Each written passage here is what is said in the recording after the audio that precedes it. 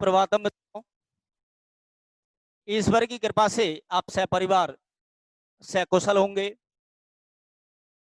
बागदेवी मां शारदे का आशीर्वाद सदैव आप पर बना रहे, ऐसी कामना करता हूं।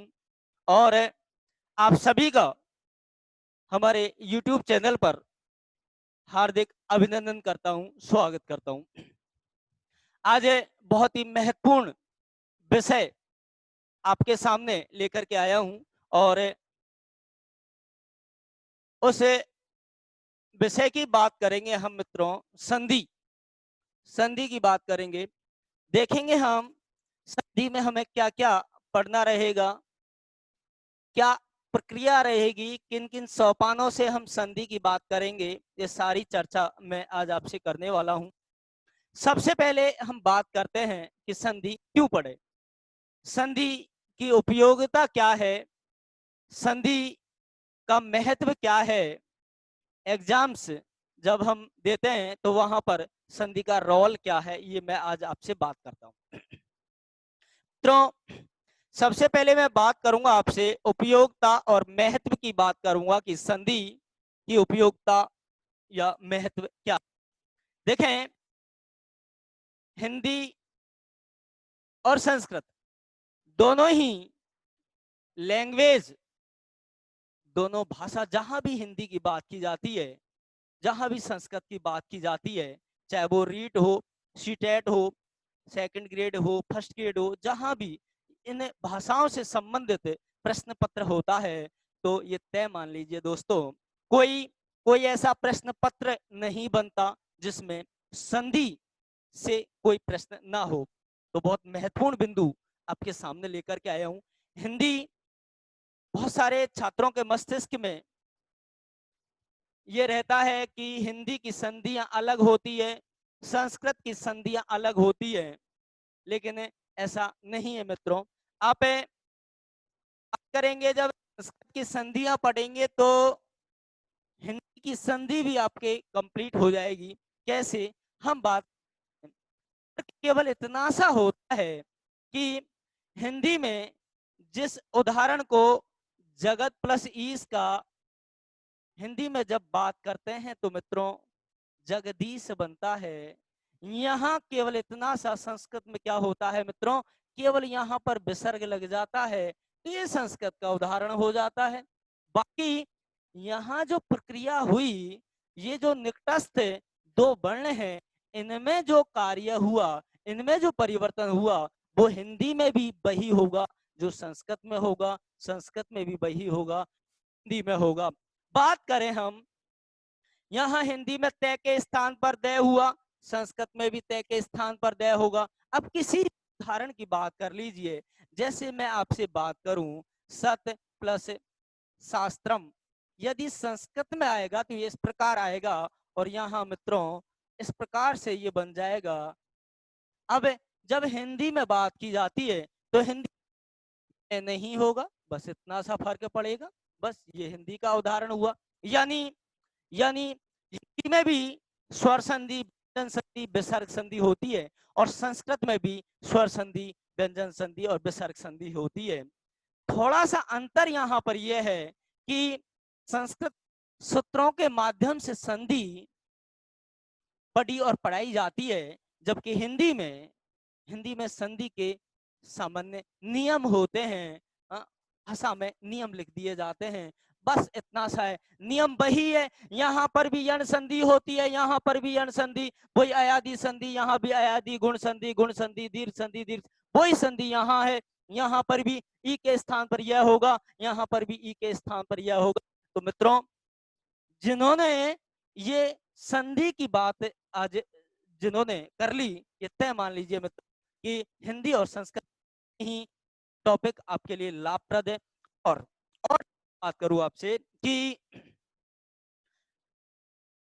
केवल हमें सोच रहे होंगे कि संधि का इतना बड़ा टॉपिक, और सपोज दैट यदि एक ही प्रश्न आए तो, दो प्रश्न आए तो, देखें हर एग्जाम में सीधा सीधा डायरेक्ट संधि से प्रश्न होता ही है, लेकिन साथ के साथ संधि का महत्व और कहां कहां आपको नजर आएगा आप देखेंगे। यहां पर बात करें, यहां पर हिंदी में भी हम बात करेंगे, संस्कृत में भी हम बात करेंगे, क्योंकि यहाँ यहाँ हिंदी में भी हम उपसर्ग पढ़ेंगे मित्रों, और संस्कृत में भी हम उपसर्ग पढ़ेंगे।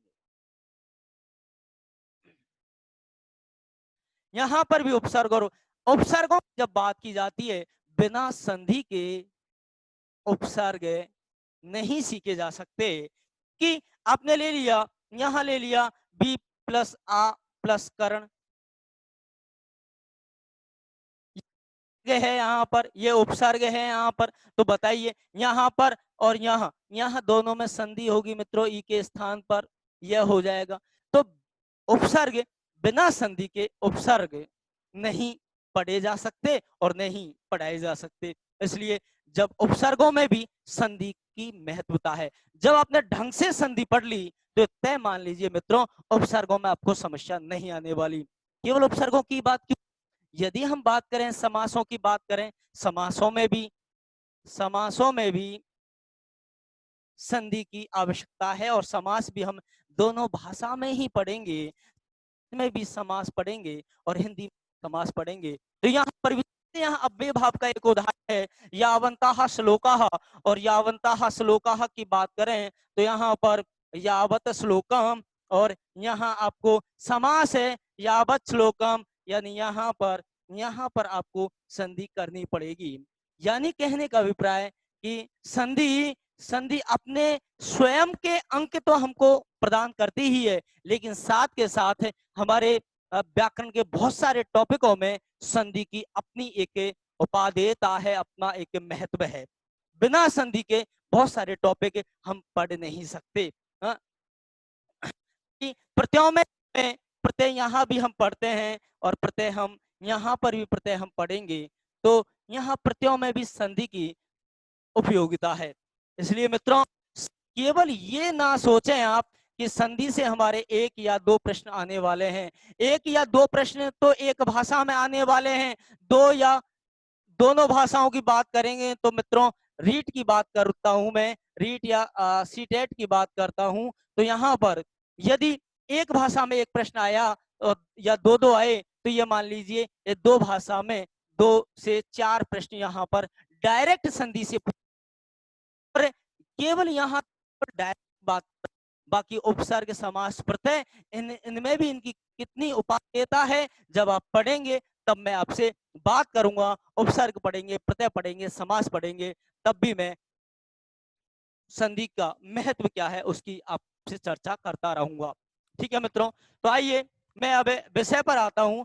अब हम बात करते हैं कि संधि में हमें पढ़ना क्या है, कैसे हमें पढ़ना है, किस प्रक्रिया से हमें पढ़ना है, और कैसे बेहतर तरीके से हम पढ़ सकते हैं, ये बात मैं आपसे करने वाला हूं। देखिए मित्र, सबसे पहले मैं आपसे बात करूंगा संधि शब्द की व्युत्पत्ति, यानी संधि शब्द की रचना, विशिष्ट प्रकार से उत्पत्ति, यानी संधि शब्द का निर्माण कैसे हुआ, और ये शब्द, हर शब्द स्वयं अपना अर्थ बता देता है। तो ये मैं बात करूंगा आपसे, सबसे पहले व्युत्पत्ति बात करूंगा, और जब व्युत्पत्ति के बाद फिर मैं संधि की परिभाषाओं की बात करूंगा, हिंदी में भी बात करूंगा, संस्कृत में भी बात करूंगा कि संधि का परिभाषा, संधि की परिभाषा क्या है, ये बात करें। इसके बाद बात करने वाला हूं संधि स्थानम, यानी संधि कहां कहां होती है। ऐसा नहीं है कि कहीं भी आपने उठा करके किसी को किसी में मिला दिया कि संधि हो गई, ऐसा नहीं है। संधि के अपने नियत स्थान है। कुछ स्थानों पर तो ये नित्य होती है और कुछ स्थानों पर विकल्प से होती है, तो वो मैं आपसे बात करूंगा। यानी कहा भी गया है कि संहितै के पदे नित्या धातु उपसर्गियो समासे संहिता नित्यम वाक्येतु विवक्षायाम। तो बात करूंगा मैं आपसे संधि के स्थानों की बात करूंगा, कहां कहां संधि होनी चाहिए, कहां विवक्षा में होनी चाहिए और कहां नित्य होनी चाहिए। उसके बाद संधि के भेदों की मैं आपसे बात करने वाला हूं कि संधि के प्रकार कितने होते हैं, और उन प्रकारों के भी प्रकार यानी भेदों के भी उपभेद कितने होते हैं, कौन कौन से होते हैं, ये मैं आपसे बात करने वाला हूं। और ये कैसे इनके नामकरण यानी यण संधि क्यों कहा गया, अयादि संधि क्यों कहा गया, गुण या वृद्धि का नाम क्यों दिया गया, तो ये मैं बात करूंगा आपसे, और क्यों से ये जवाब निकलवाऊंगा आपसे कि ये इसलिए कहा गया, तो मैं बात करूंगा। इसके बाद मैं आपसे संधि की जो बात दोनों ही विधियों के द्वारा करूंगा, आगमन विधि, निगमन विधि। ये महत्वपूर्ण संस्कृत व्याकरण की विधि है। शिक्षण विधियों में मैं बात करूंगा आपसे कि आगमन विधि और निगमन विधि क्या है, ये चर्चा मैं करने वाला हूँ। व्याकरण की सर्वश्रेष्ठ विधि आगमन विधि मानी जाती है। तो मैं इन दोनों ही विधियों से यानी यानी उदाहरण दे करके मैं आपसे निकलवाऊंगा, और साथ के साथ मैं सूत्रों की व्याख्या यानी निगमन यानी सूत्रों के द्वारा भी बात करूंगा। यानी दोनों विधियों से विधियों को पढ़ने वाले हैं। इसके हमें जिस संधि की बात करेंगे उस संधि के कई उदाहरणों की बात करेंगे, कई उदाहरणों को जोड़ेंगे, कईयों को तोड़ेंगे, यानी संधि भी करेंगे और विच्छेद भी करेंगे, अलग भी करेंगे, मिलाएंगे भी। इसके बाद आपको अभ्यास भी करवाया जाएगा। ऐसे बहुत सारे प्रश्न आपको दिए जाएंगे, कई उदाहरण आपके सामने प्रस्तुत किए जाएंगे उसी नियम के, उसी संधि के जिस नियम की हम बात कर रहे हैं। तो साथ के साथ हम अभ्यास भी करते हुए चलेंगे। जैसे ही हमारी एक संधि होती है, यण संधि होती है, तो यण संधि के बाद बहुत सारे उदाहरण आपके सामने होंगे और उन उदाहरणों की हम प्रैक्टिस करेंगे, उनका अभ्यास करेंगे। क्योंकि कहा गया अभ्यास के बिना बहुत लंबे समय तक ये ज्ञान हमारे मस्तिष्क में स्थायी नहीं होता, इसलिए अभ्यास भी हम करते हुए चलेंगे। इसके बाद मित्रों एक आपका हमारे ऐप पर एक ऑनलाइन टेस्ट आपका लिया जाएगा, उस संधि से संबंधित एक टेस्ट आपका लिया जाएगा, ऑनलाइन टेस्ट होगा, और उस ऑनलाइन टेस्ट का टाइम आपको दे दिया जाएगा। उस टाइम में आपको अधिक से अधिक कैसे आपने जो पढ़ा है वो कितना पढ़ा है, हमें भी इस चीज का पता चल जाए कि हमारे जो छात्र हैं, हमारे प्रिय विद्यार्थी, वो उनको हम कितना सिखा पाए, कहाँ हमें कमी रह गई। तो उस टेस्ट से हमें ये आकलन, हमारा आकलन भी हो जाएगा और आपको अपना आकलन भी हो जाएगा, तो वो भी हम बात करने वाले हैं। टेस्ट आपका रहने वाला है, जो ऐप वेदांत क्लासेस के नाम ऐप है, उस पर आपको ऑनलाइन टेस्ट की सुविधा रहने वाली है। इसके बाद हम बात करें, आपको मित्रों नोट्स नोट्स भी उपलब्ध किए जाएंगे। और नोट्स मित्रों ऐसे नहीं, आजकल कहाँ के नोट्स, किसके नोट्स, कौन दे देता, कहाँ से कैसे, ऐसा नहीं है मित्रों। मैं अपने हाथ से लिखे हुए नोट्स आपको उपलब्ध कराऊंगा। पीडीएफ में आपको ऐप पर ये नोट्स उपलब्ध होंगे। जैसे हमने यण संधि पढ़ी तो यण संधि के नोट्स आपको उपलब्ध हो जाएंगे। उसके बाद हम अयादि पढ़ेंगे तो अयादि के आपको मिलेंगे। उसके बाद हम जो जो संधि हम पढ़ते जाएंगे, गुण वृद्धि, जो भी हम संधि पढ़ेंगे उस संधि के नोट्स आपको उपलब्ध होंगे। ठीक है मित्रों, तो पीडीएफ के द्वारा आप वहां से ऐप पे जाकर के, वेदांत क्लासेस के ऐप पर जाकर के आप नोट्स भी प्राप्त कर सकते हैं। इसके बाद मैं आपसे बात करूंगा समस्या समाधान। छात्रों को कहां कहां समस्या आई और वो क्यों आई, तो उन समस्याओं का समाधान भी हम लाइव क्लासेस के माध्यम से करने वाले हैं। और मैं आपसे यही कहना चाहूंगा, आप कमेंट्स में जो भी आपकी समस्या है, जो भी आप प्राप्त करना चाहते हैं, वो आप कमेंट्स में लिखें। मैं निश्चित रूप से आपको जवाब देने का, आपको संतुष्ट करने का प्रयास करूंगा। समस्या समाधान भी हमारा रहने वाला है, लाइव के माध्यम से भी रहने वाला है। और आप कमेंट्स में भी अपनी जो समस्या है वो आप लिख करके दें, तो मैं निश्चित रूप से आपको समय पर उसका समाधान उपलब्ध करवाऊंगा। इसके बाद मित्रों विगत परीक्षाओं में ये बहुत महत्वपूर्ण विषय, जो विगत परीक्षाएं हैं, उन परीक्षाओं में कौन कौन से प्रश्न आए हैं, किस किस स्तर के प्रश्न किस किस एग्जाम में आते हैं, तो ये मैं आपसे बात करूंगा।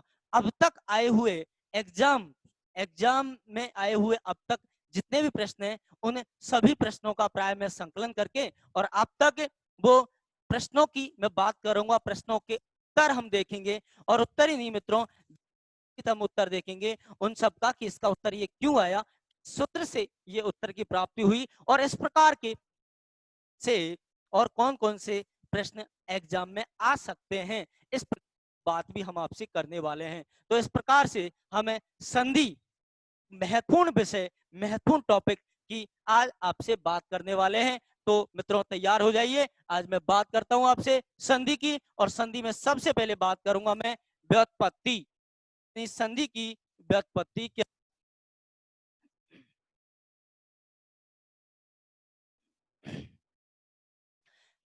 मित्रों व्युत्पत्ति का मतलब होता है बी प्लस उत प्लस पत प्लस कथन। इस प्रकार से व्युत्पत्ति शब्द का निर्माण हुआ। बी उपसर्ग, उद उपसर्ग, पत धातु और कथन प्रत्यय। और व्युत्पत्ति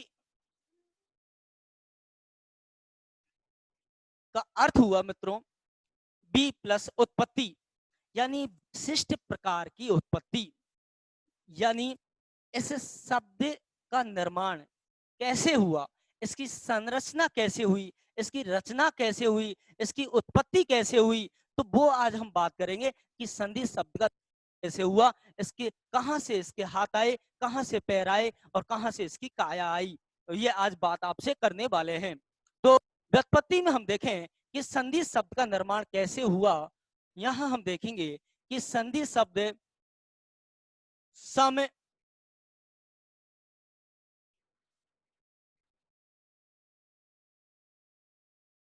दुधाएं,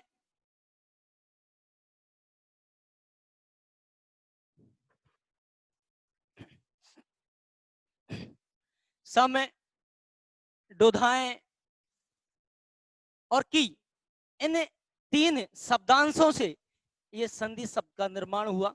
मित्रों सम क्या है, सम एक उपसर्ग है, सम एक उपसर्ग है। और कहा भी गया है हमारे उपसर्ग संज्ञा विधायक सूत्र भी है, उपसर्गा क्रिया योगे, यानी क्रिया के योग में भू आदि धातुओं, भू आदि धातु जो है उनके योग में उपसर्ग संज्ञा होती है प्र आदि की, प्रादीय प्र आदियों की भू आदि के योग में उपसर्ग संज्ञा होती है। कहा भी गया है उपसर्गेण धातुवर्थो बलाद अन्यत्र नियते, यानी उपसर्ग धातु के अर्थ को बलपूर्वक, तो मैं बात करूंगा उपसर्गों में द्वाविंशति उपसर्गाः भवन्ति संस्कृते, यानी 22 उपसर्ग होते हैं। प्रे परा अपसम अनु अब निस्निर दुस दुर बी आंग नी अधि अपि अति प्रति परि सो उद उप, ये 22 यानी द्वाविंशति उपसर्गाः भवन्ति। और तेसु उपसर्ग वर्तते सम, उनमें से एक उपसर्ग होता है सम, जिसका अर्थ होता है परिष्कृत, परिमार्जित, शुद्ध, अच्छा, श्रेष्ठ, सम्यक, समीचीन, बढ़िया, उत्तम, ये बहुत सारे सम के अर्थ होते हैं। तो यहाँ सम उपसर्ग का प्रयोग हुआ है। उसी प्रकार हम बात करेंगे मित्रों, ये क्या है, ये प्रत्यय है। प्रतीयते विधीयते प्रत्यय, यानी धातोः प्रातिपदिकस्य पश्चात यश प्रयोगम क्रियते श प्रत्यय, यानी धातु या प्रातिपदिक के बाद में जिसका प्रयोग होता है उसको हम प्रत्यय कहते हैं, और धातु से पहले जिनका प्रयोग होता है उनको उपसर्ग कहते हैं। तो ये उपसर्ग है और ये प्रत्यय है, जिनको आप जानते होंगे, और प्रकरणों में हम पढ़ेंगे भी, प्रत्ययों की भी बात करेंगे, कृत प्रत्यय कौन से होते हैं, कृत्य कौन से होते हैं और तद्धित कौन से होते हैं, ये सारी चर्चा हम करने वाले हैं। यहां बात करूं मित्रों दुधाएं, दुधाएं क्या है, दुधाएं धातु पाठ है। धातु पाठ का मतलब मित्रों मूल धातु है। ये क्या है, मूल धातु, मूल धातु है दुधाएं।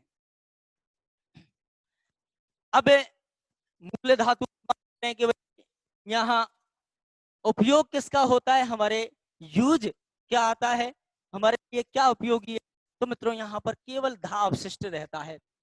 इसे दुधाएं जो धातु है, इसे धातु में से डू की क्या होती है मित्रों, इत संज्ञा होती है, डू की इत संज्ञा होती है, और ये की भी क्या होती है, इत संज्ञा होती है। अब आप पूछना चाहेंगे कि इत क्या है, इत एक नाम है। महर्षि पाणिनि ने हर प्रकरण का, या ऐसे जिसको हम हिंदी में नाम कहते हैं उसको संस्कृत में संज्ञा कहा जाता है। तो यहाँ पर एक संज्ञा है, नाम रख दिया महर्षि पाणिनि कि डू का नाम क्या है, इत है, और ये का नाम भी इत है। इत केवल और केवल नाम है। फिर आप बात करेंगे भाई इन्हीं का नाम क्यों? देखें यहाँ इत संज्ञा विधायकानि अस्माकं व्याकरण शास्त्रे षड सूत्राणि वर्तन्ते। 6 सूत्र ऐसे हैं जिनके द्वारा इत संज्ञा होती है, यानी इत नाम में 6 सूत्रों के द्वारा दिया गया है। अब किन किन की संज्ञा होती है, कैसे कैसे होती है, ये विस्तृत चर्चा तो संज्ञा प्रकरण में मैं कर चुका हूं, कि संज्ञा प्रकरण में बात कर चुका हूं मैं आपसे कि इत संज्ञा विधायक यानी पहला सूत्र हमने हलंत्यम पढ़ा, और हलंत्यम के साथ साथ जो अवशिष्ट 5 इस संज्ञा विधायक के जो सूत्र थे उनकी भी बात मैंने आपसे की। फिर भी मैं आपको याद दिलाता हूं। इत संज्ञा की बात करूं तो यहां पर एक सूत्र आता है मित्रों, आदिर्यी टूडवे है। ये संज्ञा विधायक है और ये कहता है कि उपदेश अवस्था में धातु के आदि में स्थित नी की, टू की और डू की, ये बहुवचन है इसलिए डब हो गया, गुरवह होता है इसी प्रकार डू का डब हुआ। तो ये की, टू की और डू क्या होती है? इत संज्ञा होती है। तो इस सूत्र के द्वारा यहाँ पर डू की क्या हुई? इत संज्ञा हुई। उसी प्रकार से यहाँ ये की मैं बात करूं आपसे तो ये की भी इत संज्ञा होती है, लेकिन ये की संज्ञा सूत्र के द्वारा नहीं होती। तो फिर हम बात करते हैं मित्रों, ये होती है एक हलंत्यम सूत्र। जो संज्ञा प्रकरण का प्रथम सूत्र हम पढ़ते हैं, 14 सूत्रों में से पहला सूत्र हम देखते हैं हलंत्यम। हलंत्यम सूत्र के द्वारा इस ये की इत संज्ञा हुई है। कहता है उपदेश अवस्था में अंतिम हल की इत संज्ञा होती है। अब उपदेश क्या है तो बात करूंगा, मैं बात कर भी चुका हूं आपसे, धातु सूत्र गणों आदि वाक्य लिंगानुशासनम आगम उपदेश, तो ये बात कर चुका था मैं कि उपदेश कौन से होते हैं। तो उपदेश के अंतिम जब अंत में जब हल होता है तो उसकी इस सूत्र के द्वारा संज्ञा होती है। ये प्रकरण नहीं है मित्रों, संधि की बात मैं कर रहा हूं आपसे, इसलिए मैं इतना ही पाऊंगा अभी, अंतिम के द्वारा ये की संज्ञा हुई। ठीक है मित्रों, अब यहाँ जिन जिन की संज्ञा होती है मित्रों, जिन जिन की संज्ञा होती है उनका क्या होता है? लोप होता है, यानी उनकी लोप संज्ञा भी होती है। एक सूत्र और प्रवर्त होता है यहाँ पर, आदर्शनम लोप है, यानी अदर्शनम लोप है तो वो लोप संज्ञा करता है। और लोप संज्ञा के बाद एक और पुनः एक सूत्र आता है जिसकी मैं आपसे बात करना चाहूंगा, तस्य लोप है।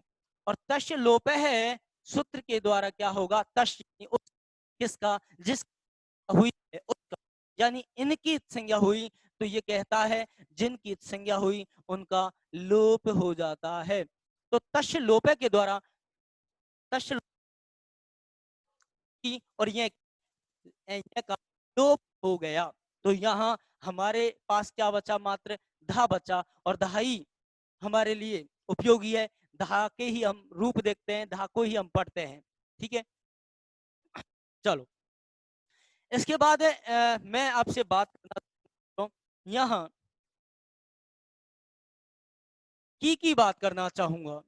की भी क्या है? एक प्रत्यय है, और की प्रत्यय की जब हम बात करेंगे तो यहाँ पर इस की प्रत्यय का प्रयोग किससे हुआ? एक सूत्र आता है उपसर्गे घो की।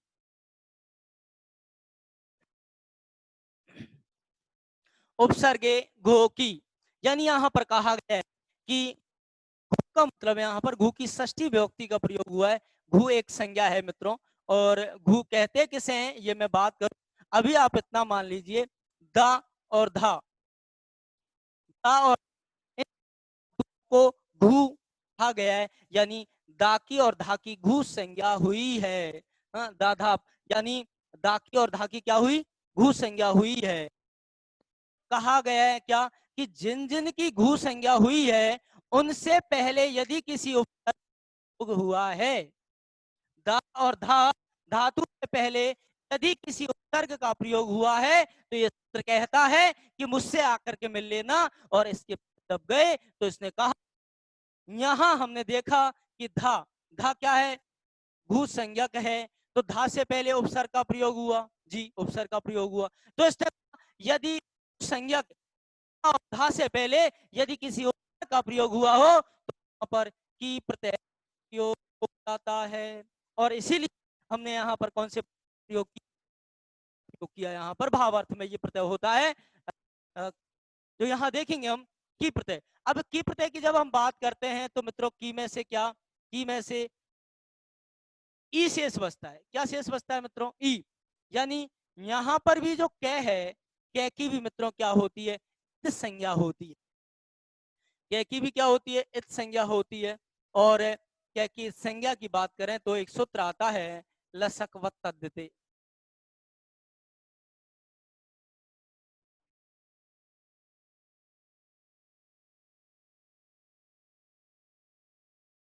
लसक तद्धिते यानी ये कहता है कि वर्ग की संज्ञा होती है, यदि तद्धित नहीं हो तो ये भी इस संज्ञा विधायक सूत्र है जो टू डबे देखा। इसी पर लसक व तद्धित भी विधायक सूत्र है। और लसक व तद्धित क्या कहता है कि की में जो कै है, कै की क्या होती है? इत संज्ञा होती है। तो यहाँ इसके द्वारा कै, और मित्रों जो कि पूर्व में बता चुका था मैं, तस्य लोप है, और तस्य लोप के द्वारा क्या हुआ? इस कै का क्या हो गया? लोप हो गया। और जब यहां से कै का लोप हो गया तो मित्रों बचा क्या? यहाँ पर ई बचा। अब हमारे पास आया साम, धा और ई। साम और ई। यहां जब हम बात करते हैं तो अब हम बात करते हैं कि कैसे ये संधि, तो समझ में आ गया होगा आपके, उपसर्ग है, यहाँ पर प्रत्यय है, से आया उपसर्ग घो की बात की, तो यहाँ से अवशिष्ट सम, धा और ई, तीन अवशिष्ट यहाँ पर बचे। और उनसे हम देखते हैं कि किस प्रकार से संधि शब्द का निर्माण हुआ।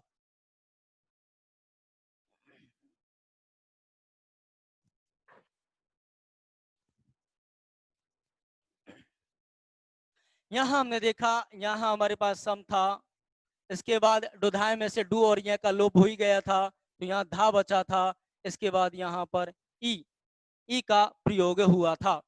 तो सम, धा और ई यहाँ हमने देखा। और ये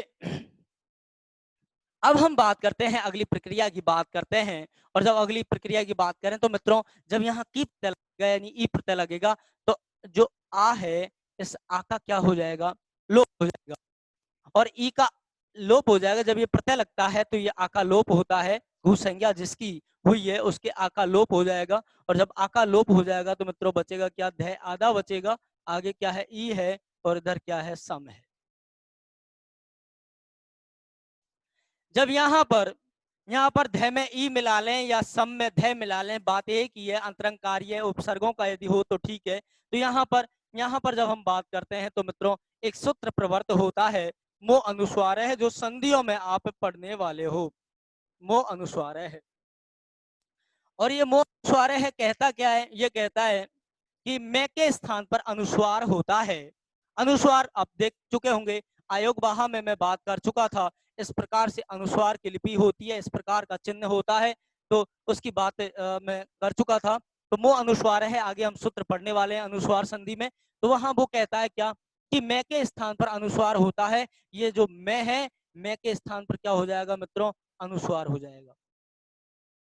मैं के स्थान पर अनुस्वार हो जाएगा, लेकिन शर्त यह भी है कि परे क्या होना चाहिए? बाद में हल होना चाहिए, यानी कोई व्यंजन होना चाहिए। और मित्रों यहाँ पर क्या ध आया, यानी ये क्या है? एक व्यंजन है, और इसीलिए यहाँ मैं के स्थान पर क्या हुआ? अनुस्वार हुआ। और जब अनुस्वार हुआ तो मित्रों स्थिति बनी सन, और आगे क्या है? ध, और ध में ई की मात्रा लगी तो क्या हुआ? संधि। अभी यहां तक स्थिति पहुंची, लेकिन फिर एक और सूत्र मित्रों, एक और सूत्र आता है, अनुस्वारस्य यही पर सवर्ण है। एक और आता है अनुस्वारस्य,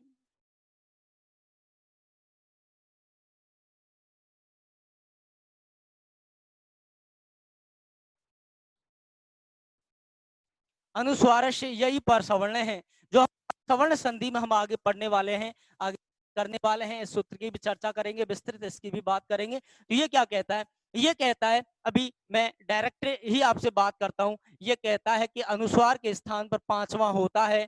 किसका पांचवा? जो भी आगे आने वाला है उसी का पांचवा हो जाता है। ये आगे मैं समझाने वाला हूं।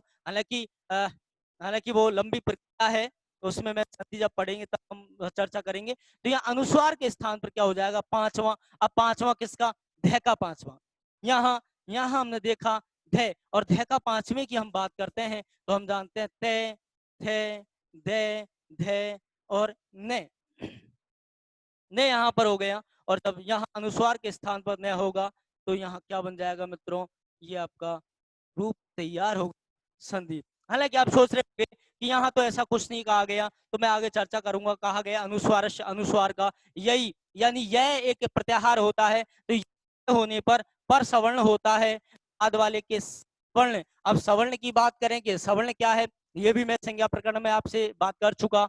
एक सूत्र आता है, 10वां सूत्र है संज्ञा प्रकरण का, तुल्यास्य प्रयत्नम सवर्णम, और तत्रेव उक्तम यतो येषां वर्णानाम उच्चारण स्थानम आभ्यंतर प्रयत्नम च साम्यम स्यात् तेषां वर्णानाम सवर्ण संज्ञा भवति तत्रेव उक्तम। वहां पर ऐसा कहा गया है, यानी जिन वर्णों को उच्चारण स्थान और आभ्यंतर दोनों समान होते हैं उन वर्णों की सवर्ण संज्ञा होती है। तो ये मैं बात आपसे कर चुका था। इसके बाद और 11वां सूत्र हमने पढ़ा था संज्ञा प्रकरण में, अणुदित सवर्णस्य चाय प्रत्यय, और वो कहता है क्या कि अण और उदितों में से यदि कोई भी हो और यदि उसका सवर्ण कोई आता है तो उसके सवर्ण के साथ में उसका खुद का भी, यानी खुद के साथ में सवर्ण का भी ग्रहण हो जाता है। खैर मैं आगे आपसे पहले भी बात कर चुका था, आगे भी मैं बात करता रहूंगा आपसे। तो यहाँ कहा गया पर सवर्ण की, पर सवर्ण, तो ध का पर सवर्ण, तो ये पांचों हैं, इनमें से न को ही क्यों करें, ये मैं संधियों में समझाऊंगा क्यों करें। क्योंकि यहाँ अनुस्वार का उच्चारण कहाँ से होता है मित्रों, नासिका से होता है, और नासिका से उच्चारण करने वाला सिर्फ और सिर्फ है न, इसलिए हम अनुस्वार के स्थान पर का परवर्ण कौन सा करेंगे, न करेंगे। और जब न किया तो हमारा क्या रूप सिद्ध हुआ, संधि, संधि बन करके तैयार हुआ। इसके बाद आप सोच रहे होंगे अब विसर्ग जी, हमें आगे बात करेंगे सु आदि प्रत्ययों की बात करेंगे, जो सुबादि प्रत्यय हैं, सुबंत है ये, यानी सुप प्रत्यय है। 21 प्रत्यय होते हैं जिनसे शब्द रूपों का निर्माण होता है। तो यहाँ पर सु प्रत्यय का प्रयोग हुआ, और सु के स्थान पर किस प्रकार से विसर्ग हुआ, ये शब्द रूपों में मैं आपसे चर्चा करने वाला हूँ। तो इस प्रकार से संधि शब्द करके तैयार हुआ। अब यहाँ अर्थ की दृष्टि से हम बात करें तो देखिए मित्रों, सम का अर्थ क्या होता है, सम्यक, समीचीन, परिष्कृत, शुद्ध, परिमार्जित, उत्तम, श्रेष्ठ, प्रकृष्ट, ऐसे सम के अर्थ होते हैं। तो और धा का अर्थ होता है मित्रों धारण करना, अच्छी प्रकार से जब धारण कर लिया जाए, अच्छी प्रकार से धारण, अब ये की प्रत्यय के अर्थ में भाव अर्थ में, तो अच्छी प्रकार से धारण करने का भाव जहां हो उसको हम क्या कहते हैं, संधि कहते हैं। अब आप सोच रहे होंगे कि अच्छी प्रकार से धारण कैसे, भाई अच्छी प्रकार से धारण कैसे, कैसे करें हम अच्छी प्रकार से, तो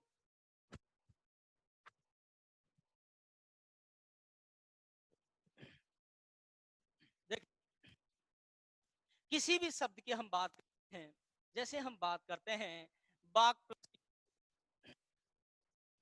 अच्छी प्रकार से धारण क्या, दो व्यक्ति हैं, एक व्यक्ति आपको पास बैठाने का प्रयास करे और दूसरा व्यक्ति दूर जाने का प्रयास करे, तो ये अच्छी प्रकार से है क्या, जी नहीं।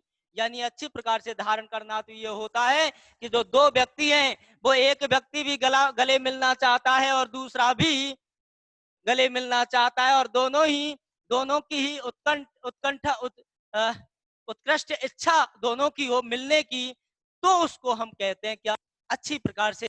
यानी वो एक दूसरे को परस्पर अच्छी प्रकार से धारण कर रहे हैं। यानी बा एक शब्द आपके पास बाक है और दूसरा शब्द ईस है, यदि बाक ईस में मिलना इधर तो फिर क्या ईस मिल पाएगा, या ईस मिलना नहीं चाहे तो क्या ये दोनों मिल सकते हैं, जी नहीं। इसीलिए कहा गया अच्छी प्रकार से धारण करने का भाव जहां, और अच्छी प्रकार, यानी ये दोनों ही जब आपस में अच्छी प्रकार से मेल जोल करके जब एक साथ आएंगे तब मित्रों क्या होगा, बागीस बनेगा, और ये आपका संधि हुआ। यहाँ पर दोनों ही अच्छी प्रकार से ने ईस कर रखा है और ईस ने बाग को धारण कर रखा है, और इसलिए कहा गया है सम प्लस धा प्लस की, यानी जहां अच्छी प्रकार से एक दूसरे को करने का भाव जहां हो उसको संधि कहा गया। यानी ये इसका एक सामान्य अर्थ है, हमने एक व्युत्पत्त्यार्थक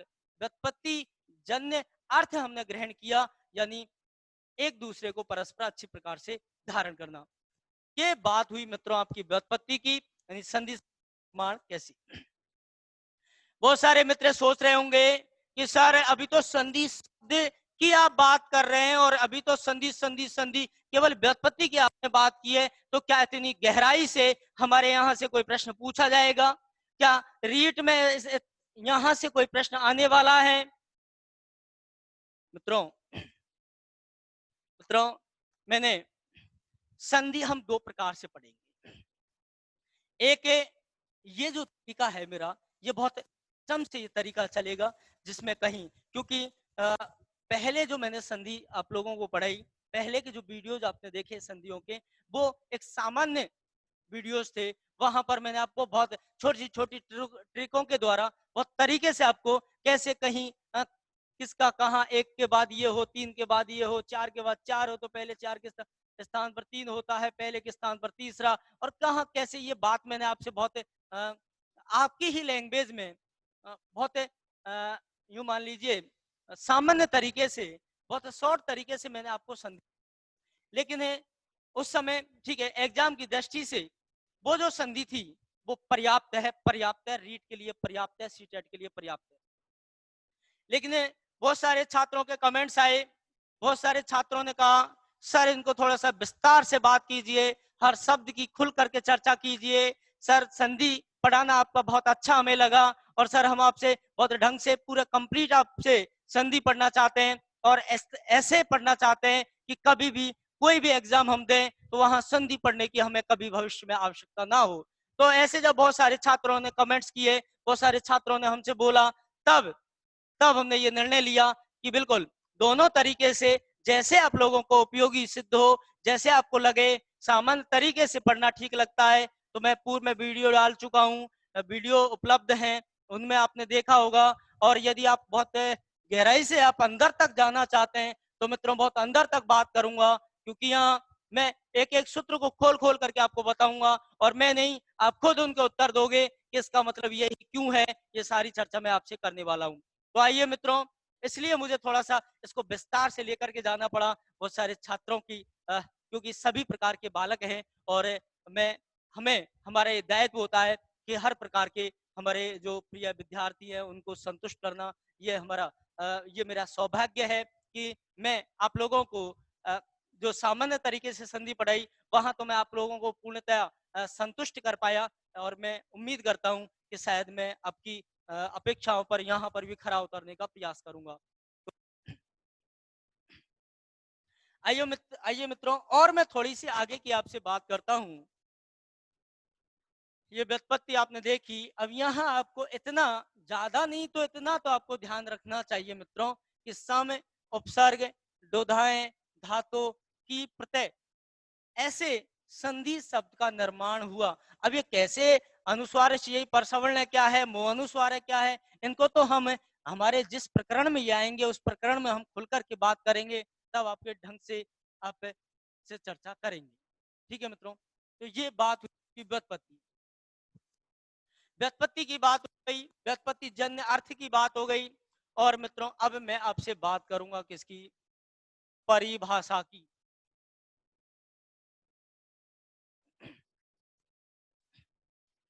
थोड़ा सा टाइम तो आपको देना पड़ेगा मित्रों, पर ये तय है, कोई उदाहरण, कोई नियम ऐसा नहीं होगा जो मैं छोड़ूं, यानी प्राय प्राय मैं सभी नियमों की आपसे बात करूंगा।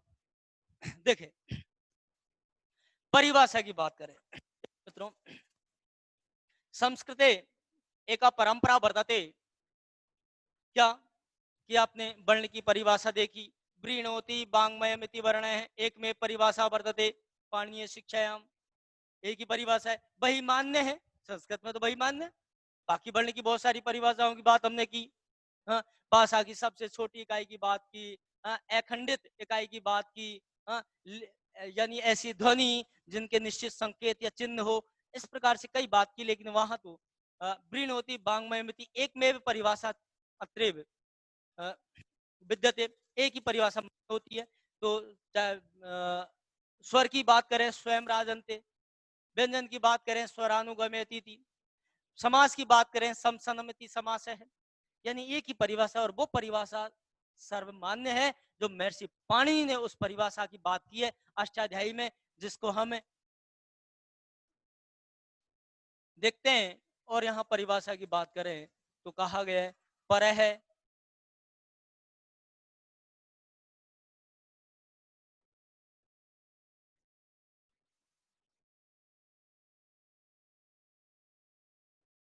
परह सन्निकर्ष है संहिता, परह सन्निकर्ष है संहिता। देखिए मित्र, यहाँ मैं आपसे बात करना चाहूंगा संहिता। संहिता इत्युक्ते किम, संहिता का मतलब क्या है, संहिता का अभिप्राय क्या है, संहिता से हम क्या समझें। देखें, जब हम वैदिक साहित्य की बात करें तो वैदिक साहित्य में भी संहिता शब्द का प्रयोग आपने देखा होगा, सुना होगा। यानी ऋक ऋक ऋग्वेद में, ऋग्वेद में यानी ऋचा, यानी ऋचाओं का जो समूह था, उस ऋचाओं के समूह को संहिता कहा गया, यानी ऋचाओं के समूह को वेद कहा गया, और वेदों का ही अपर नाम, वेदों का ही दूसरा नाम संहिता कहा गया। 4 वेद होते हैं, उसी प्रकार 4 संहिताएं होती है, और ऋक यजुर साम और अथर्व ये 4 संहिताएं हैं।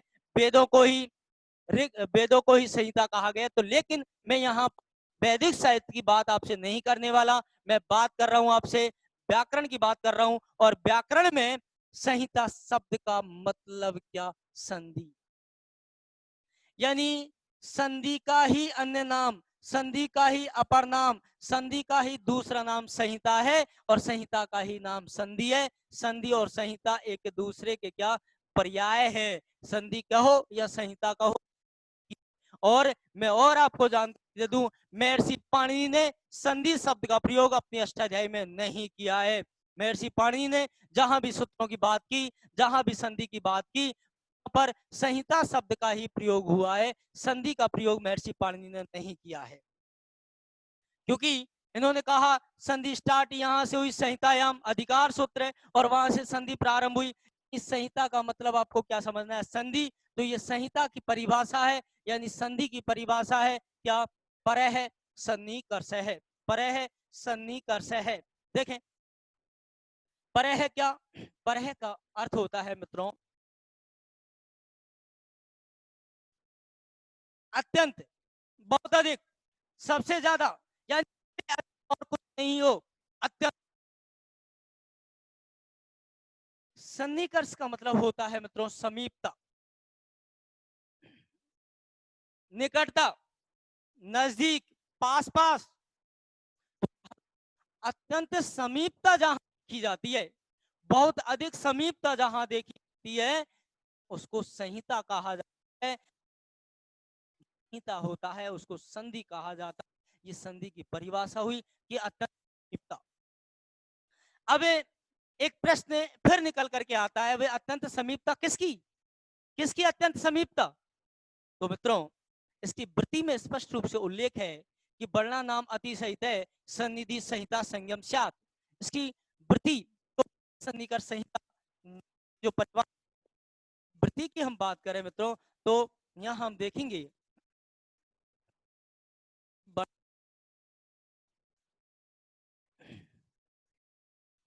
अतिशयित है सन्निधि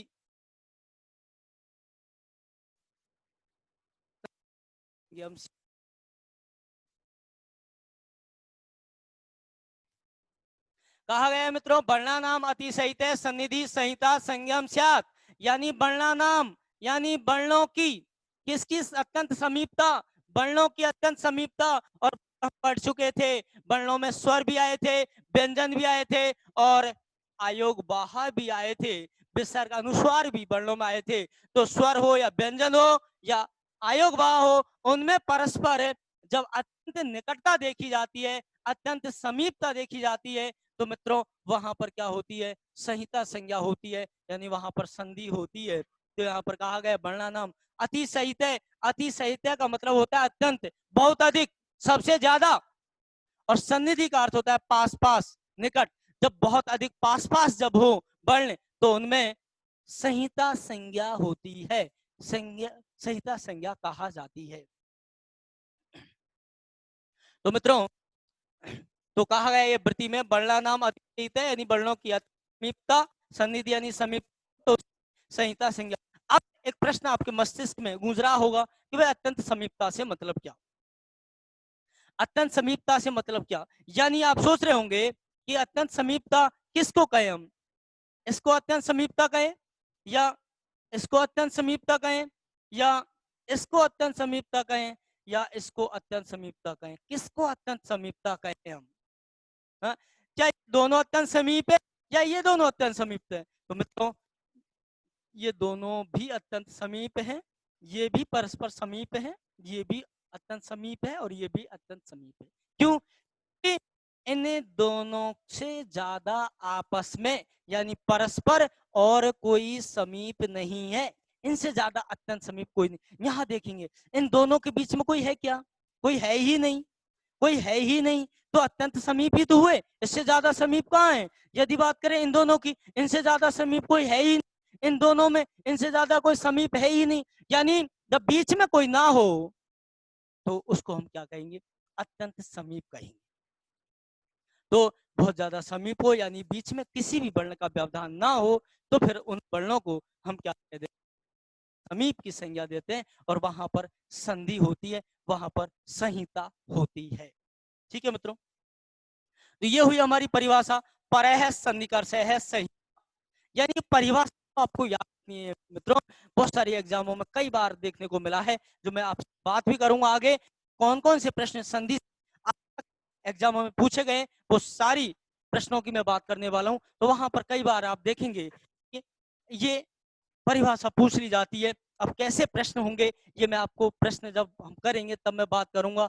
पूछ लिया जाएगा संहिता संज्ञा विधायक सूत्रम किम वर्तते, या कह दिया जाएगा संदेह का परिभाषा, या संहिता या परिभाषा किम, इत्थम प्रकारेण प्रश्नम भवितुम शक्नोति। ठीक है, अवधानेन शृण्वन्तु, ये आपको विशेष रूप से इतना तो ध्यान रखना ही है, क्या ये ठीक है नहीं रहता है कोई बात नहीं, अभी रीट के स्तर का मामला नहीं है, तो इसलिए आप लेकिन इसको जरूर आप याद रखें, परह संहिता ये एक में परिभाषा वर्तते। फिर भी आप कहें कि नहीं नहीं और भी क्या परिभाषा तो और हो सकती है, परिभाषा तो और हो सकती है, कई परिभाषा हो सकती है, हाँ? लेकिन ये परिभाषा जो है ये सबसे महत्वपूर्ण है और यही एग्जामों में पूछी जाती है।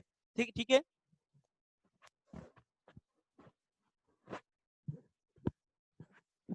चलो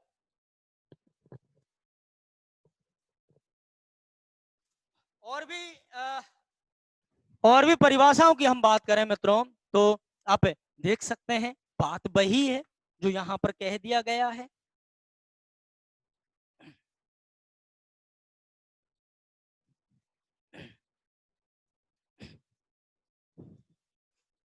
वही कहा गया क्या मित्रों, और भी परिभाषा की बात करें तो कहा गया वर्णानुसंधानम,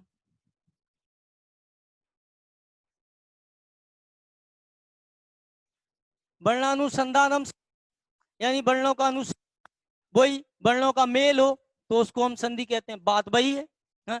और भी हम कहें तो हम यूं कह सकते हैं क्या कि वर्णयो हो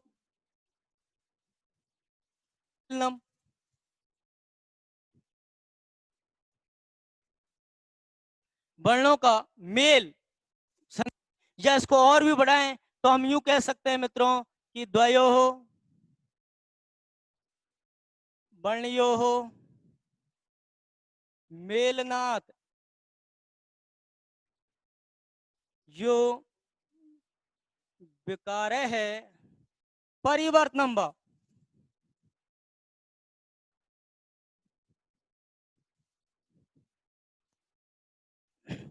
द्वयो वर्ण मेलनाथ यो विकार है परिवर्तनम व जायते,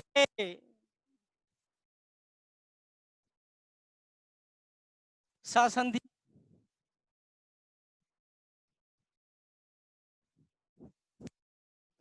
यानी द्वयो दो वर्णों के मेल से तो विकार परिवर्तन, अर्थ होता है परिवर्तन, विकार और परिवर्तन दोनों का मतलब एक ही है कि जब दो वर्ण मिलते हैं तो दो वर्णों के मिलने से यदि कोई विकार परिवर्तन होता है, विकार या परिवर्तन जो उत्पन्न होता है उसी को क्या नाम दिया गया, संधि नाम दिया गया। हम इस प्रकार से परिभाषा हम लिख सकते हैं, आप शॉर्ट ले सकते हैं आप। तो और भी परिभाषाओं की मैं बात, कई परिभाषाओं की शब्द अलग अलग हो जाएंगे मित्रों। अब एक ही है, यानी परह सन्निकर्ष है संहिता। ठीक है मित्रों, तो ये परिभाषा की बात हुई, व्युत्पत्ति की बात हुई, परिभाषा की बात हुई। अब हम आगे और चलते हैं।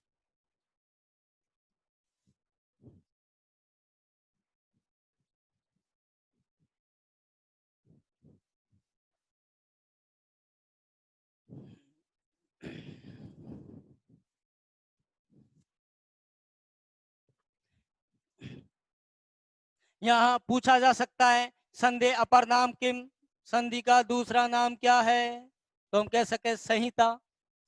संधि अपर नाम किम, अन्य नाम किम, संधि का दूसरा नाम क्या है, या संधि को किन नाम ना जानी में, किस नाम से जानते हैं, तो कह सकते हैं हम संहिता। ठीक है, अब इसके बाद बात करते हैं हम संधि स्थान की, कि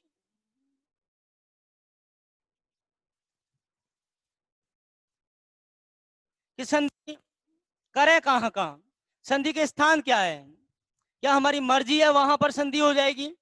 किसी भी शब्द को किसी भी शब्द के पास रख दिया, किसी भी वर्ण को कहीं भी रख दिया, तो क्या संधि हो जाएगी? कहीं भी कर देंगे, हमारा राज है क्या? तो ऐसा नहीं है। तो महर्षि पाणिनि ने इसकी व्यवस्था भी हमें दी है। उन्होंने कहा है कि भाई ऐसा नहीं है कि तुम मर्जी कहीं भी संधि कर दोगे, ऐसा नहीं है। संधि के भी नियत स्थान होते हैं, उनकी बात अपन करने हैं।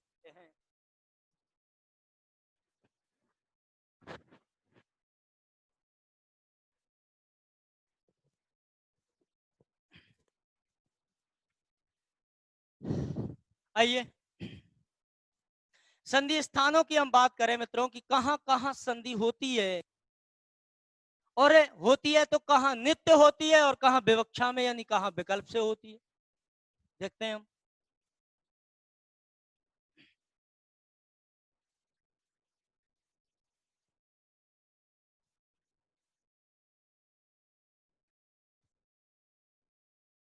संहिते के पदे नित्यम,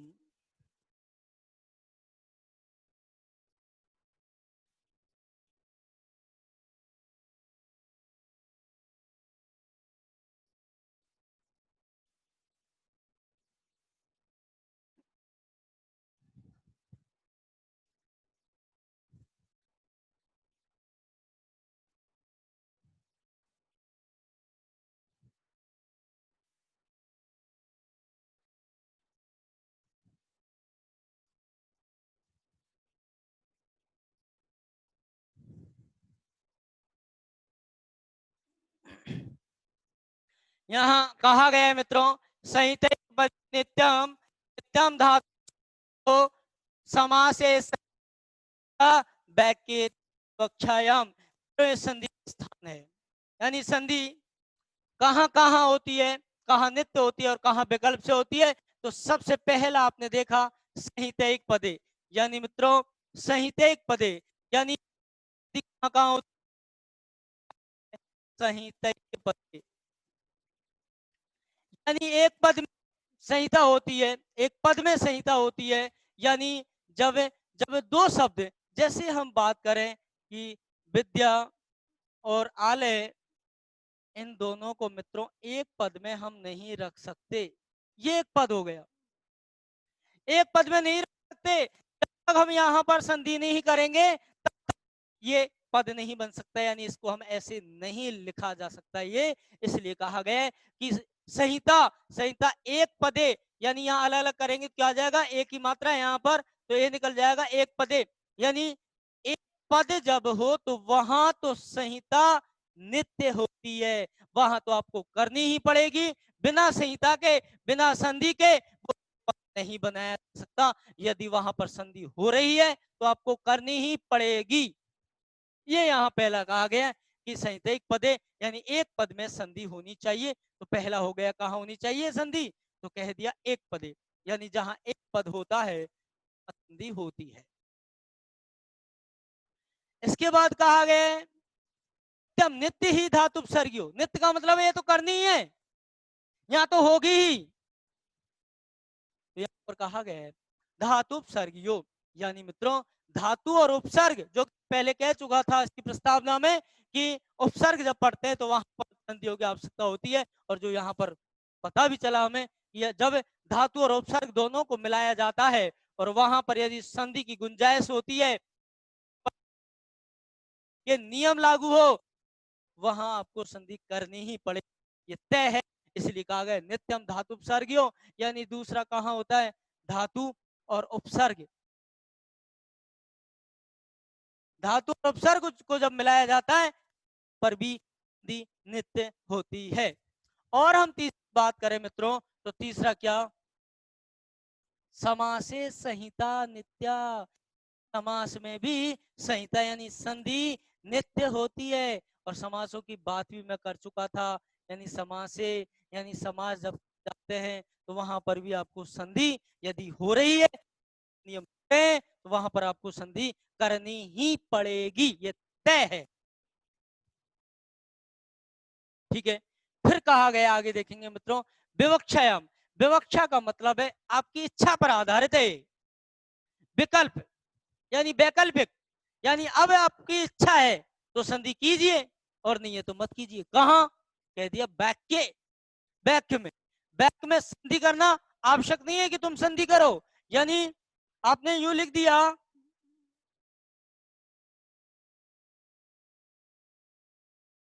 तुम अच्छी शुद्धम अस्ति आवश्यकम नास्ति इत्यत्र, या तो एक संधि यहां पर करें ये और इसको कर दीजिए एतदपि शुद्धम, और यहां पर संधि करके और हमने लिख दिया त्वं गच्छसि एतदपि शुद्धम, कि मैं आप संधि कर भी सकते हैं और नहीं भी, ये आपकी इच्छा पर आधारित है मित्रों। लेकिन लेकिन मित्रों प्रश्न पत्र में हमारी इच्छा नहीं चलेगी, यदि प्रश्न दिया हुआ है तो हमें करना पड़ेगा। इसलिए वहां उनकी इच्छा चलेगी जो प्रश्न पत्र का निर्माण करता है। इसलिए यहाँ ध्यान इतना रखना कि एक ये तीनों जगह होती है नित्य मित्रों, जबकि चौथी जगह यदि वाक्य की बात करें तो वाक्य तू विवक्षायाम, यानी इसमें तो क्या होता है वाक्य में विकल्प से होती है मित्रों। और विकल्प यानी करो, तो ये संधि के स्थान थे, संधि कहाँ होती है नहीं होती, और होती है तो नित्य कहाँ होती है और विकल्प से कहाँ होती है। ठीक है मित्रों, समझ में आ गया होगा संधि के स्थान, कभी कभार पूछ लिए जाते हैं अच्छी एग्जामों में, और एक आध बार पूछा भी गया है। ठीक है, और आगे की बात करते हैं। ठीक है,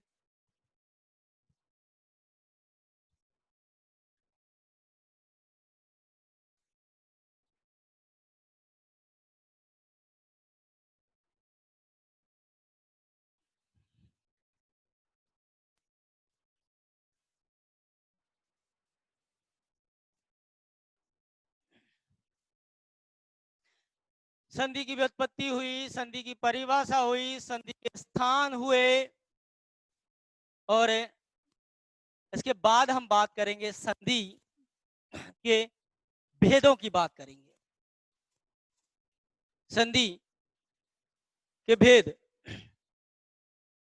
संधि के भेदों की हम बात करें उससे पहले बहुत सारे छात्र कमेंट्स करके हमें बताते हैं कि सर ये उदाहरण थोड़ा छोटा है, ये उदाहरण बड़ा है, ये उदाहरण क्लिष्ट है, ये उदाहरण सरल है। मित्रों एकमात्र ऐसा टॉपिक जो न कभी उदाहरण न कठिन होते हैं न सरल होते हैं, न छोटे होते हैं न बड़े होते हैं, ये हमारी सोच पर हमारी मानसिकता पर आधारित है, ये छोटे या बड़े। यहाँ यहाँ तो अरे मेल किस में हुआ, मेल तो वर्णों में हुआ, और वर्ण वर्ण बड़े कैसे हो सकते हैं, कैसे हो सकते हैं वर्ण बड़े। आप कहोगे कि ये कै ये छोटा है और ये कै बड़ा है, तो क्या फर्क पड़ा मित्रों, नहीं तो यहाँ भी वही निकलेगी जो यहाँ निकलेगी, जो यहाँ निकलेगी वही। इसलिए संधि संधि में कोई छोटा बड़ा नहीं। कैसे, मैं बात करता हूं आपसे, देखें थोड़ा सा और मैं आपका समझ चाहूंगा कि जैसे मैंने बात की, कोई भी उदाहरण लिया, जैसे हम बात करें जगत प्लस ईश, ये उदाहरण हमने लिया। यहाँ हमने क्या किया, हमें बात करेंगे आगे, झलाम जसो अंत्य एक सूत्र पढ़ेंगे, और झलाम जसो अंत्य में आपको बताया जाएगा कि किसी वर्ग का पहला वर्ण होता तो उसके स्थान पर उसी वर्ग का तीसरा वर्ण कर दिया जाता है। और यहाँ पर भी क्या, तय, तय पहला है, तय का क्या कर दिया मित्रों, दय कर दिया। और जब दय किया, दय में ई मिला, तो यहाँ पर दय का क्या हुआ, दी हुआ। इधर क्या था, इधर जग था, जग इधर रख दिया, और इधर क्या था, श था, श इधर रख दिया, ये बन गया जगदीश। अब कुछ छात्र कहते हैं कि सर ये उदाहरण तो बहुत सरल है, ये तो छोटा है। छोटा उदाहरण कहाँ, छोटा बड़ा संधियों में, अरे भाई तय का दय हुआ है यहाँ पर, छोटा बड़ा लो। मैं और इसको बड़ा उदाहरण करता हूँ मित्रों, यहाँ इसको मैंने इतना बड़ा कर दिया, लिख दिया, और लो श्री श्री 1008 श्रीमान, श्रीमान जगत इधर लिख दिया, और ईश कुमार खंडेलवाल। ये आपका बड़ा उदाहरण हो गया। यहां से स्टार्ट हुआ, यहां समाप्त हुआ, पूरा बोर्ड इसमें भर गया। ये बड़ा उदाहरण हुआ आपका। यहाँ क्या किया हमने, बताइए मुझे। यहाँ क्या होगा, यहाँ पहले जब जगत प्लस ईश था, तब तय के स्थान पर आपने दय किया था, और अब तय के स्थान पर क्या करोगे, मैं करोगे, ले करोगे, डे करोगे, क्या करोगे अब, नहीं मित्रों, यहाँ पर भी तय के स्थान पर दय ही होगा। क्या फर्क पड़ता है संधियों में, इधर क्या लटका हुआ है, क्या फर्क पड़ता है, इधर क्या लटका हुआ है, यहाँ इससे कोई लेना देना नहीं मित्रों, इससे कोई लेना देना नहीं। यहाँ पहले जब छोटा उदाहरण था, जगत प्लस ईश था, तब भी वहां तय का दय हुआ, और जब इतना बड़ा उदाहरण हमने किया, तब भी वहां पर तय के स्थान पर दय हुआ। मित्रों, हमें संधि में जो अत्यंत समीप जो वर्ण है, यानी तय और ई, केवल यहाँ पर ही तो हमें संधि करनी है, इन दो वर्णों से हमें मतलब है, इसलिए यहाँ कोई फर्क नहीं पड़ता। यहाँ यदि आपके बाल्टी लटकी हुई है, तो मित्रों जब जोड़ेंगे तो वहां पर भी बाल्टी लटका देना, यहाँ पर कोई झंडा टंगा हुआ है, तो वहां पर भी आप झंडा टांग देना, इधर से कोई फर्क नहीं पड़ता।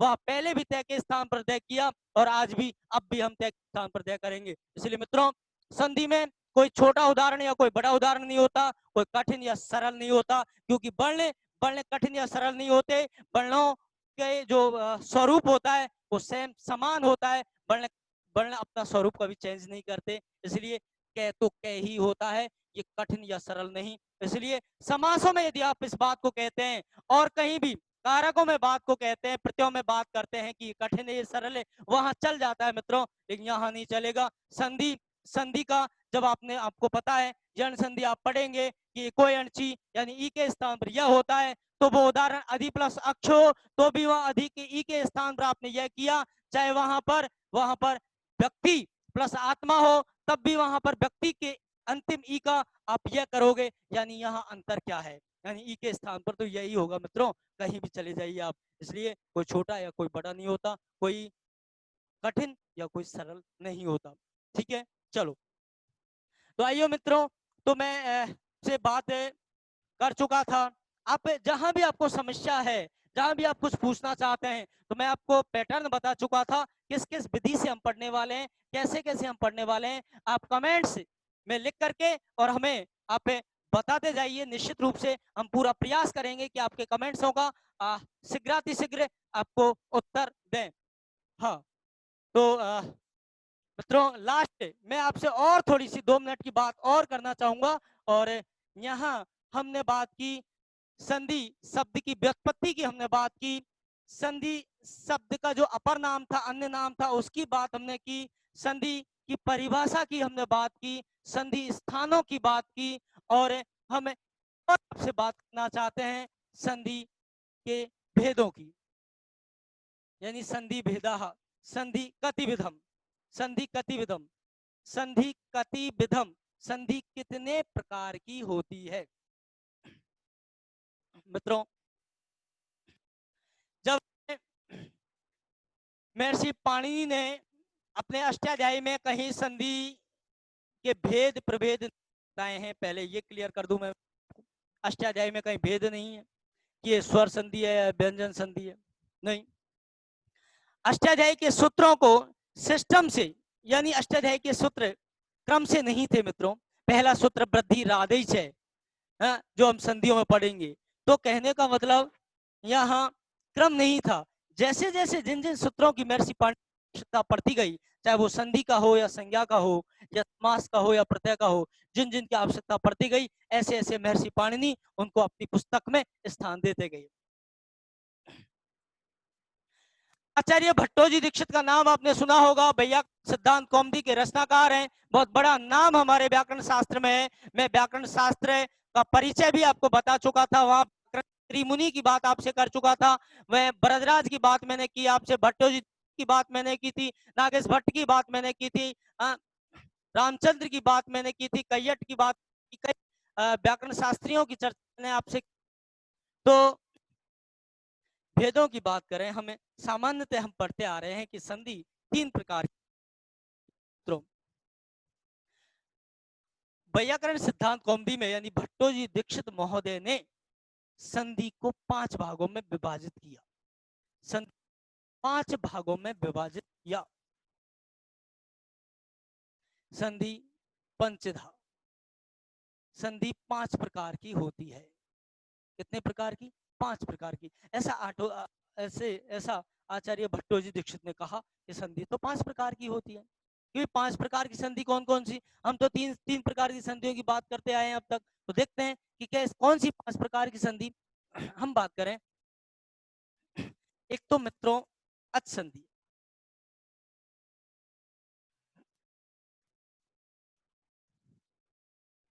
हल संधि,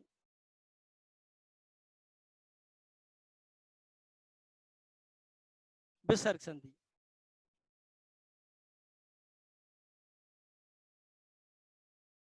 स्वादि संधि,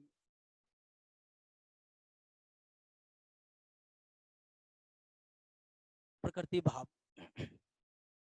देखो मित्रों, अच संधि को ही हम स्वर संधि कहते हैं और हल संधि को हमें व्यंजन संधि कहते हैं। हिंदी वाले ध्यान देंगे, हिंदी में भी अच संधि कह दो चाहे स्वर संधि कह दो, बात एक ही है। व्यंजन कहो या हल कहो, बात एक ही है। मैं प्रत्यारों में आपसे बात कर चुका था, अच का मतलब क्या, हल का मतलब क्या।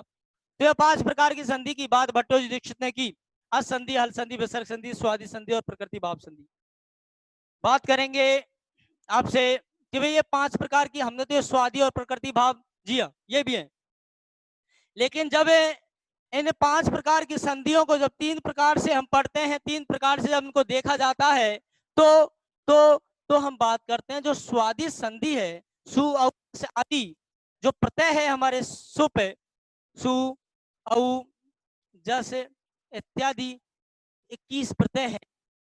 और इनसे संबंधित जो प्रकरण है, इनसे संबंधित जो कार्य होता है, वो स्वादि संधि के अंतर्गत आता है। और वर्तमान में हम इस स्वादि संधि को कहां पढ़ते हैं मित्रों? विसर्ग संधि के अंतर्गत पढ़ते हैं। इसलिए हम स्वादि संधि की अलग से बात प्राय हमको देखने को नहीं मिलती है। बाकी स्वादि और विसर्ग दोनों अलग अलग प्रकरण भट्टोजी दीक्षित ने सिद्धांत कौमुदी में बताए हैं। तो ये स्वादि को हम कहां पढ़ते हैं? विसर्ग संधि में पढ़ते हैं। और फिर प्रकृति भाव क्या? प्रकृति भाव यानी जहां कोई संधि नहीं हो, संधि का अभाव। यानी प्रकृति में, प्रकृति यानी हम जानते हैं सूर्य उदय पूर्व में होता है, पश्चिम में अस्त होता है, ये प्रकृति है। हवा चलती है, तूफान आते हैं, आती है, प्रकृति है। धूप निकलती है, सर्दी पड़ती है, प्रकृति है। और प्रकृति में बदल हो सकता है क्या? प्रकृति में परिवर्तन हो सकता है क्या? प्रकृति प्रकृति को कभी अदला बदला कर सकते हैं क्या हम? जी नहीं। इसलिए इसका नाम दिया गया प्रकृति भाव। जहां पर प्रकृति का भाव हो, यानी जहां पर परिवर्तन नहीं हो, जहां संधि का अभाव हो, जहां पर संधि नहीं हो, उसको हम कहते हैं मित्रों प्रकृति भाव कहते हैं, जो मैं आपसे बात करने वाला हूं। और प्रकृति भाव को भी हम कहां पढ़ते हैं मित्रों? असंधि। कौन सी संधि में? असंधि में। तो प्रकृति भाव को अच में पढ़ लेते हैं और स्वादि को विसर्ग में पढ़ लेते हैं। और इसीलिए संधि कितने प्रकार से हम पढ़ते हैं, कितने प्रकार की संधि पढ़ते हैं? तो त्रिविधम, 3 प्रकार की संधि, 3 प्रकार की संधि हमें देखने को मिलती है। और वो है अच संधि, हल संधि और विसर्ग संधि। ठीक मित्रों, अच संधि की हमें बात कर, हल संधि की बात करनी है और विसर्ग संधि की बात कर और इनको खोल करके हमें समझना है कि कैसे कैसे असंधि की असंधि में कितने भेद होते हैं, हाँ, स्वर संधि के अंतर्गत कितने भेद होते हैं, सारी बात हमें करनी है। लगातार हमारे साथ बने रहिए और आपको आपको यदि ये वीडियो पसंद आया हो तो इसको सब्सक्राइब करें, लाइक करें और घंटी पर क्लिक करना ना भूलें, जिससे कि हम जो भी वीडियोज अपलोड करें उसको आप देख पाए, आप तक सूचना मिल जाए। यदि अच्छा लगा हो तो आप सब्सक्राइब करें। ठीक है मित्रों, और हमारे साथ बने रहिए। आपको कई हमारे साथी हैं, उनको लग रहा होगा कि ये बहुत थोड़ा सा अंदर तक की बात। मित्रों, मैं पूरा कह चुका हूँ, मैंने संधियों का वीडियो और डाउनलोड किया है, वहां पहले भी मैंने वो क्लास ली है, उनको आप देखें यदि आपको क्लिष्ट लग रहा है। ये मैंने नीचे से ऊपर तक बात मुझे करनी है मित्रों। इसके बाद शेष नहीं रहना चाहिए। इस उद्देश्य को लेकर के आज मैं आपके सामने उपस्थित हुआ था। संधि, तो संधि के भेद यहां तक की हमने बात की, और अगले वीडियो को ना देखें मित्रों। मैं नहीं बताऊंगा मित्रों आपको कि कोई अंशी क्या कहता है, आप खुद बताएंगे कि कोई अंशी का अर्थ क्या है। यानी यहाँ ऐसा नहीं है, संस्कृत में एक विसर्ग भी लगा हुआ होता है, हलंत भी होता है, उसका अपना एक महत्व होता है। यहाँ यहाँ इनका महत्व क्या है, एक है यण अची, यानी अची में कौन सी विभक्ति है, एक में कौन सी विभक्ति है, यण सी विभक्ति है, और यहाँ पर यानी यहाँ पर षष्ठी विभक्ति क्यों आई, यहाँ पर प्रथमा क्यों आया, सप्तमी क्यों आई, यानी सप्तमी का क्या, षष्ठी का मतलब क्या, मैं बहुत विस्तार से खोल करके आपके सामने रखने वाला हूं। और तय है जब मैं आपको ये प्रक्रिया समझाऊंगा, सूत्रों की रचना पढ़ाऊंगा कि किस प्रकार से सूत्रों की रचना की गई, मेरा दावा है मैं सूत्र लिखूंगा उससे पहले आप उसका अर्थ समझ जाएंगे मित्रों। तो पुनः आप सभी ने इतने समय तक मुझे सुना, धैर्य धारण किया, उसके लिए आपको पुनः बहुत बहुत साधुवाद, बहुत बहुत धन्यवाद। और आप वेदांत क्लासेज के ऐप को भी डाउनलोड कर सकते हैं, वहां पर भी आपको बहुत सारी सामग्री आपको देखने को मिलेगी, पठन सामग्री भी है वहां पर, दृश्य सामग्री भी है, तो उसकी भी मैं बात करूंगा। बहुत सारे छात्रों के कमेंट से आए थे, बहुत सारे छात्रों ने बोला कि सर शिक्षण विधि, बिल्कुल बहुत जल्दी जल्दी मैं शिक्षण विधि की क्लास लेने वाला हूं। एक बार थोड़ा सा संधि में हम आगे बढ़ लें, तो उसके बाद एक एक आपकी संधि, सुबह संधि चलती रहेगी, शाम को शिक्षण भी, इस प्रकार की प्रक्रिया देखते हैं कहां तक हम पहुंचते हैं। पुनः आप सभी का बहुत बहुत आभार, धन्यवाद, स्वागतम, थैंक यू।